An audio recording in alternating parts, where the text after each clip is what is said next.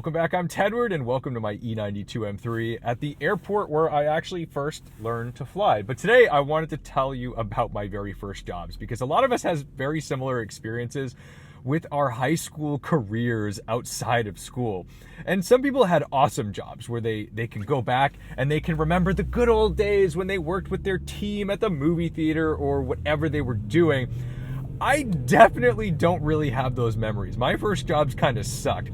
And I want to see if you guys share those experiences. So I want to talk about my first jobs and how I quit one of them and got laid off from another one at the ages of 16 and 17. This airport's too funny because now there's no flight school here, but there is a dispensary with a clever name. So let's take a little ride.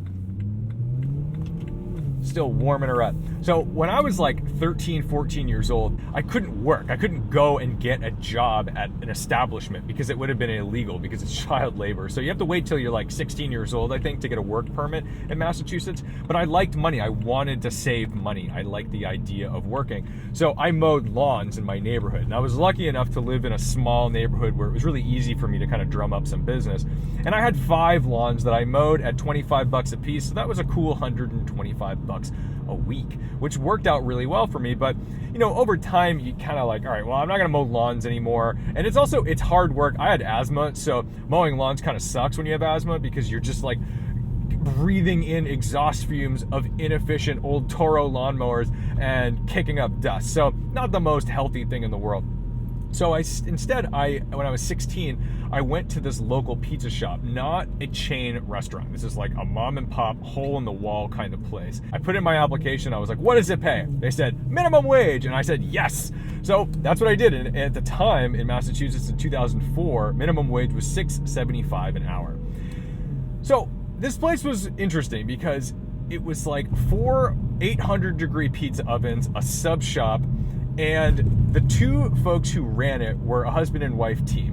I got the vibe early on when I remember they had 2 kids who were in elementary and middle school. And when the kid going into middle school asked his mom, I want to be in the band, I want to play trumpet or saxophone or something, I remember his mom coming in and telling us that her kid wants to be in band and said, absolutely not. I don't want you to be some nerd.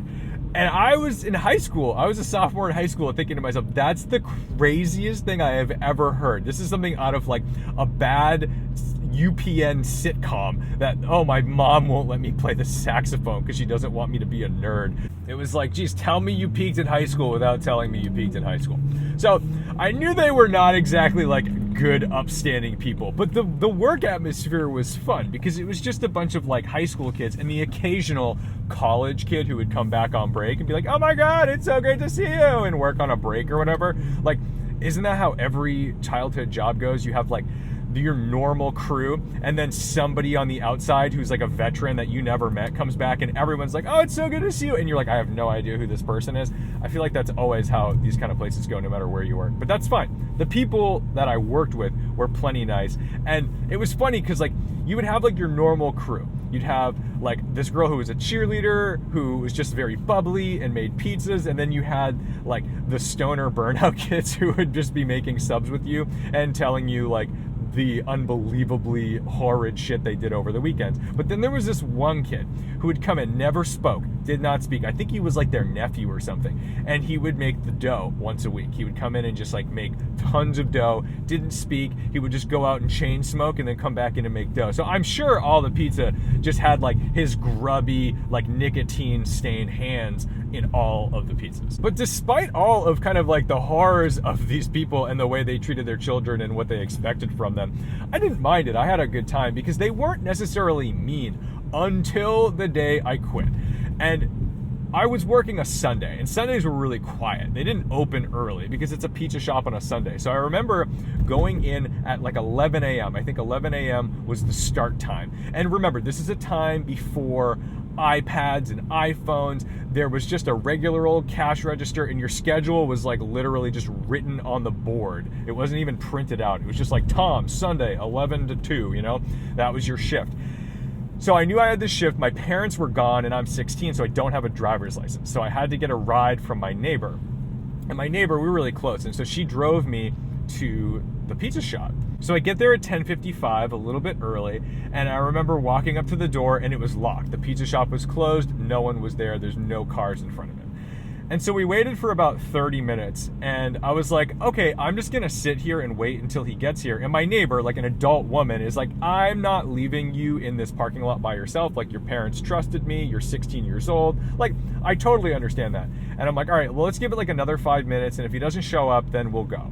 Because I knew on a Sunday you were only working with the boss. You weren't working with like a full shift of like 4 or 5 people. It was just gonna be 2 people on a Sunday. So like 35, 40 minutes goes by and he doesn't show up. Now, remember, this is a time before every kid had a cell phone. I eventually got a cell phone in college, but it was like a Nokia, like not even a flip phone. You know, these weren't iPhones. So I didn't have a number to call this guy, and there was no way for me to get that because the only number I had was to the pizza shop, which I was sitting in front of, which was uninhabited. So I went home. My neighbor drove me home, and literally as I walked into the house, my phone was ringing, our landline, because that's what you have a landline. So landline's ringing, and it's the boss. And I answer the phone, and he goes, "Where the f*** are you? Get your ass down here now!" And I was like, oh my God. So I ran out to the car, and I'm like, Mary, my neighbor, I'm like, Mary, can you drive me back? He just called and he's really mad. Now I'm 16 years old and you're getting yelled at by like an adult man who pays you $6.75 an hour. And somehow you feel obligated to respond to this. So I told her what he said and how he said it. And she turned like into like angry mama mode. And when we went back down there, this is a regret I will always have. She walked in and she told him off and she was like, you don't talk to people like that. He's not coming in. He quits. We'll be back for his paycheck. And I always regretted, nice RS, I always regretted letting her do that for me. I was pretty shook. Like, I really was shook because like he screamed at me and I didn't do anything wrong. You know, I had waited for him. He was at least a half an hour or 40 minutes late. So I thought I had done what I was supposed to do. But I really, really, really wish to this day that I went in and quit that job. That would have been way more satisfying. I think I would have learned more from the experience. So, I mean, the takeaway from that, like if you're gonna quit a job because someone's treating you like shit, not because you're whining, not because like you're an entitled little brat, but if someone like genuinely disrespects you and you don't need to take it, like you shouldn't need to take it, quit that job on your own. You deserve to quit that job on your own. You deserve to look someone in the eye and tell them, you get to take care of this today without help.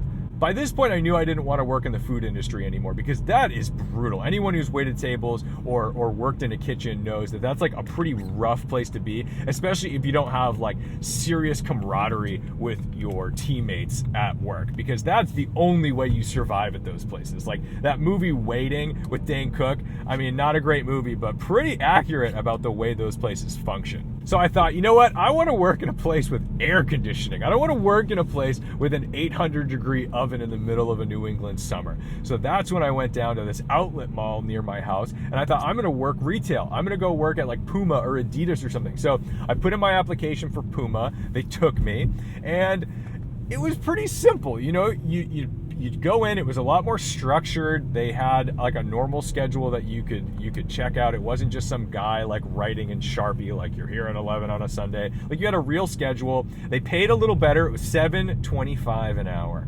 And I was like, oh baby, I am above minimum wage. They are paying me the big bucks. So at this point I had a driver's license because now I'm 17 years old. So I could take my little Mark III Volkswagen Golf down. I had autonomy. I'd get out of school. I'd go home. I'd change into my Puma gear, and then I would go down to work. And I would go and I would organize clothes by color and size. Man, that was entertaining if you're OCD. Nothing like Roy G. Biv, like shirts in a row and making them look good. And I was like an animal on the cash register. That's what I was really good at, because this cash register, unlike the one at the pizza shop, which was like literally a fucking tax calculator with like a little rolly wheel, that was really frustrating to me. And I swear to God, like any kids who are used to like iPads and computers at this point, like I don't know that you could function on these cash registers. Like they were just a tiny screen with numbers and buttons, and that is it. There was nothing else. You just had to remember what everything cost. So I was really good at ringing people out, and I liked just standing and taking money and swiping credit cards. I thought that was a good time. worked there through the summer and the winter. And during the summer, it was great. Like I said, it was air conditioned. During the winter, it was fine. But, I live in New England. We had a few big snowstorms, which didn't bother me because I like driving, and I like driving in inclement weather, as you know. I wish it was snowing today. We were supposed to actually have a snowstorm today. But there was one day where we had this massive snowstorm. It was early morning, and I was supposed to be there to open the store. And I couldn't even get out of my street. Like, I was on snow tires, I got out of my driveway, but like, it was really icy, it was whiteout conditions. And I remember I could not get my car up the street, and it was not a safe environment for like a 17-year-old to be driving in at all. And I had to call out. It was the only time I ever called out of that job, where I was like, look, I really don't think I can make it. I can't physically get there because I don't own a vehicle. Like, unless I had a Unimog, there was no way I was getting to work. And the girl who was managing at the time, she was like, not the head manager, but like a lower manager. She was like, that's fine, don't worry, be safe, blah, blah, blah. Not a big deal. And that was the only time I ever called out of work. So months later, when they were like paring back the staff, because like kind of like February, March timeframe is when they usually, like, that's like their slowest months, I think. So they were paring back the staff, and they called me in and they were like, yeah, you're going to be laid off. Like, you're not going to work here anymore. And I was like, well, why was I chosen to not be here? And the guy who was like the head manager, the store manager, he told me, you aren't a team player. I said, what do you mean I'm not a team player? I'm always on time. I always come in with a smile on my face. I do my job. I close. My cash register never off by a cent. And he said, you called out you didn't come in on that day with the snowstorm. And I'm like, what? You expect a 17-year-old to brave like dangerous road conditions where kids will die driving to work? And I made a safety choice. I made like a good call, and not only a good call, the call was made for me because I couldn't get my car out of my street. And he was like, yep, you're not a team player, goodbye. I was like, what the fuck? So this is what I mean. Like, these types of jobs, I feel like these like low paying jobs treat people the worst out of anything. And it's so unfortunate. And now looking back at a time when we have COVID and all these things where people are like, no one's willing to work, no one's willing to do anything, like, sorry, we have to close our restaurant, we don't have any staff. I'm like, yeah, because you treat everyone like shit and you pay them nothing. So I'm always shocked when people are surprised when they don't have a wait staff or they don't have anyone to work their minimum wage jobs. They're like, how could this be? We're offering them this job. It's like, no, you treat people like absolute garbage and you expect them to risk their lives over $7.25 an hour. Oh, I want to drive the crane.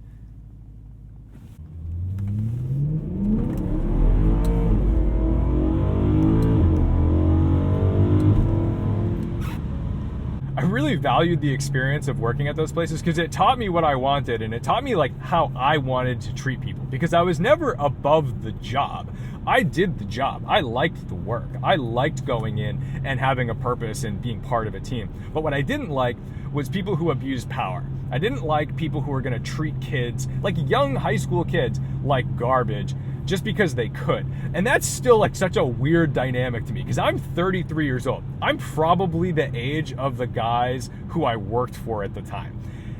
I genuinely cannot picture myself treating a like 16-year-old, 17-year-old high school kid the way they treated the kids at these places. That's like mind-boggling to me. It's like borderline creepy as hell. And it's mostly creepy just because they sort of put you through a hazing situation at a lot of these low-paying jobs, because they kind of want you to become one of them, but like to get where they are, you know, they're a manager at a retail store or whatever, like you're gonna have to go through the things I went through. So they like make it worse. It's just like a fraternity. It's just like any type of organization or team, except that you actually don't have to deal with it, but you think you do because you're 16 and you don't know better. And it's really hard to know as a 16-year-old, like what's appropriate, what's normal, because you have an authority figure who is your boss and you're taught like, listen to your boss, do what they tell you to do, be a good worker. But as a 16 or 17-year-old, you may not know where the line is. And some of the conversations these guys, like, look, this is a family channel. I don't really want to get into this, but like some of the conversations these dudes were having with like young people really inappropriate, like really messed up. So I'd love to hear from you guys in the comments about your first jobs, or like how you left or got fired from your first job.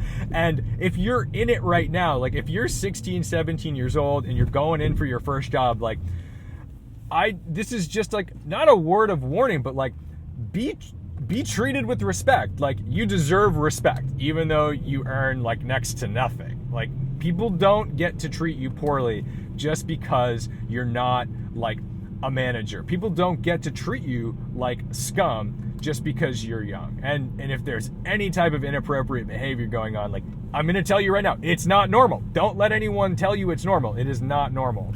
But what I really want is a Camry wagon with double rear wipers, because it's basically the coolest thing you could get in America in the 90s. So thank you guys so much for watching, liking, commenting, and subscribing. I don't know if you guys like story times. I don't know if you want to hear about this kind of stuff, so I'm giving it a shot. What the hell? Let's have a conversation. Don't forget to respect the drive. And if you have people working for you, don't forget to respect them. They deserve it. I'll see you in the next one. Whereas I had friends who had jobs they did like I had friends who worked at a local drive-in movie theater. Those kids loved their job because they had cool bosses who treated them well. Some of the kids came from like some rough backgrounds, and I think that those bosses were like, you know, mother figures to them, and they helped them through it. Where I never had that in that job. I never had people that were looking out for me. I just had people that felt like they were using me and could really care less about my safety.